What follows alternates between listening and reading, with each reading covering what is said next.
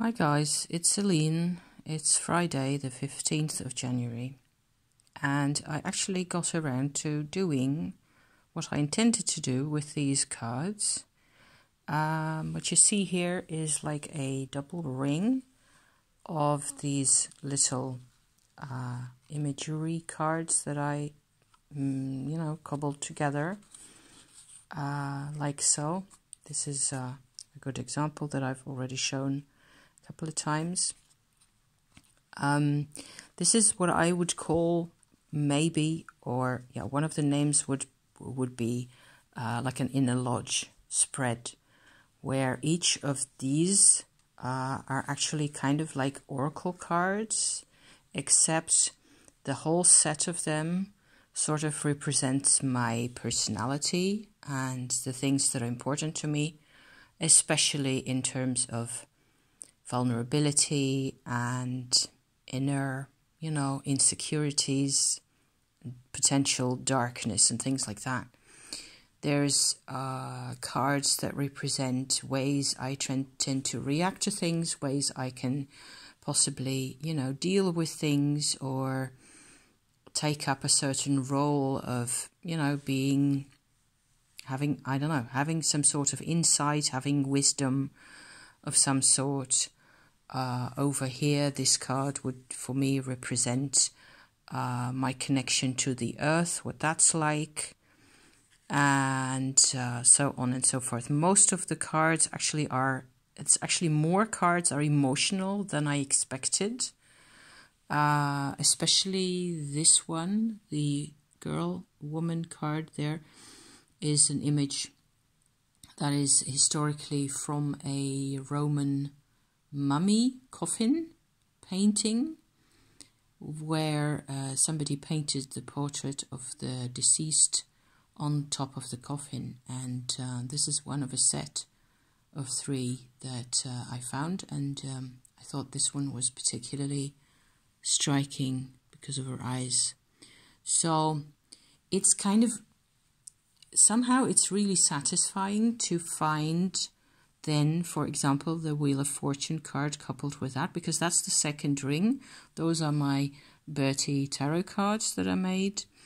The whole thing really belongs together. The set of little oracle weird things here, which is just a selection of what I picked out, basically.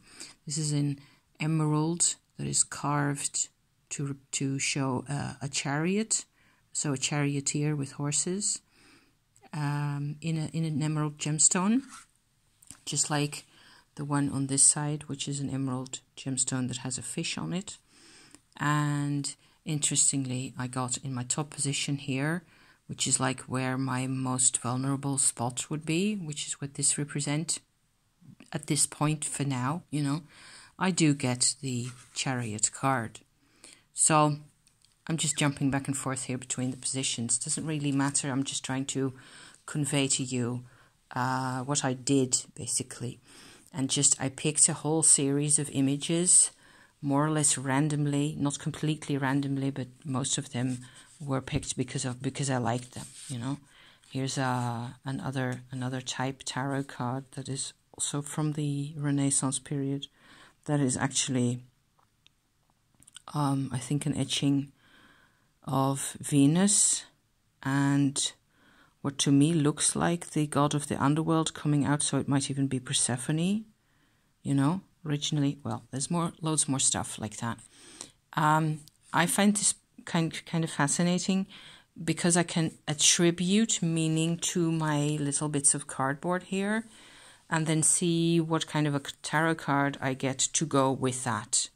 And that's the whole deal here.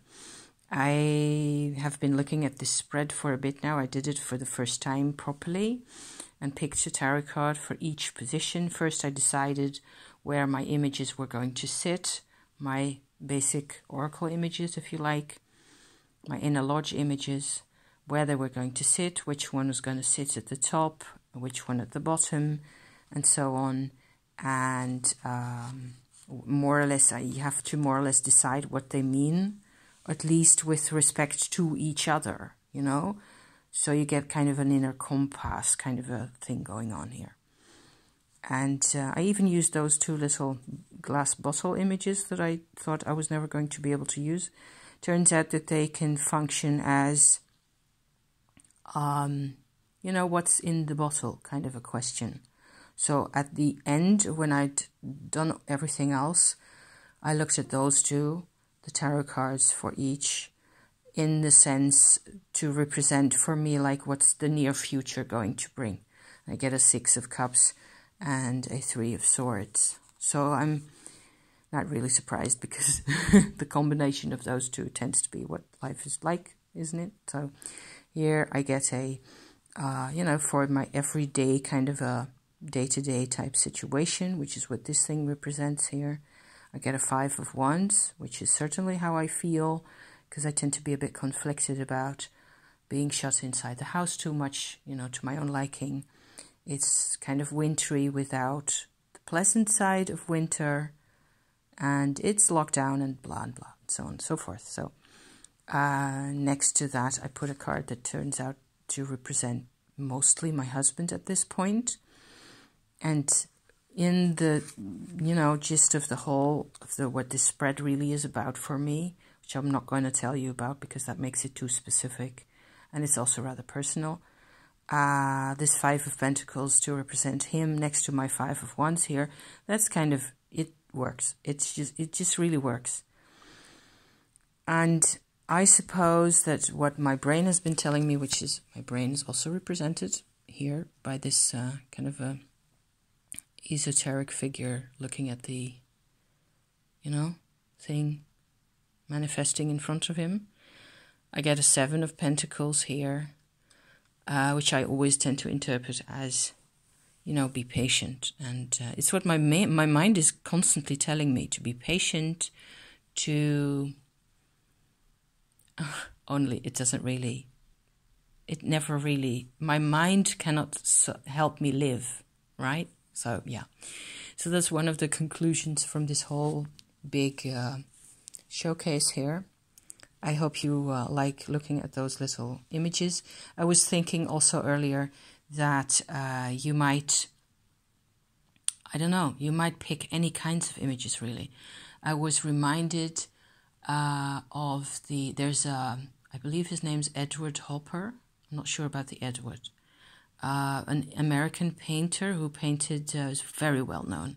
He, among many other paintings, he made a painting of a set of 3 gas pumps, bright red gas pumps standing in a row with a little guy next to them.